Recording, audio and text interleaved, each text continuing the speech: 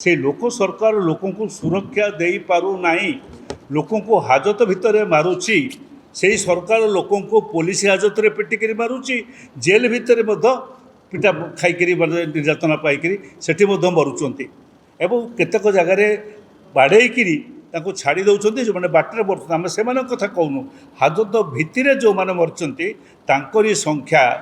24 मासरे 24 advocate general को पचारतु जाकि law minister को पचारतु जदि यहीपरि हत्याकांड जड़े साधारण लोक घरे होता ता हेफाजत रे थिबा लोक होता ताले से क्यों आईन बल से लोक को गिरफ्त करा जाइथांता, से जो आईन बल से लोक को गिरफ्त करा जाइथांता से आईन बल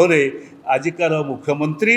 आजिकार लॉ मिनिस्टर एवं आजिकार जो मैंने अच्छा दायित्व अच्छा पुलिस विभाग दायित्व अच्छा से समस्त विरुद्ध में मकदमा रुजु होगा दरकार, चार्जसीट होगा दरकार। एक कथा कांग्रेस सर्वसाधारण आगे उपस्थापन करुच्ची। आज दिन में यही इश्यूटी को लेकिन हाजत मृत्यु इश्यूटी नहीं हाजत मृत्यु आगुरी होता हाजत मृत्यु जो न होता नुहे मोर मन अच्छी एक समय गोटे हाजत मृत्यु निमापड़े होता बोलिक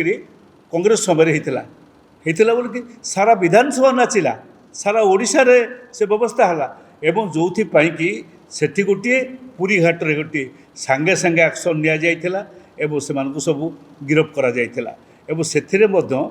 आमे आरोप करथलु जे से सब तत्कालीन जी लॉ मिनिस्टर थिले साको ऊपर मध्य आरोप करा जाइथिला। आज ठीक सेमती भाव तो गोटे घटना घटू नहीं,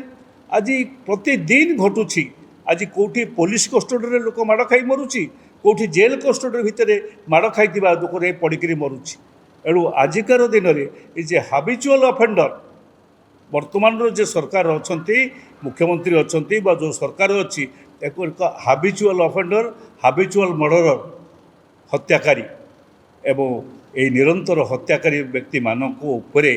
कार्यानुष्ठान ग्रहण करा उचित एवं से अनुसार आमर चार्जसीट आम प्रस्तुत करूँ।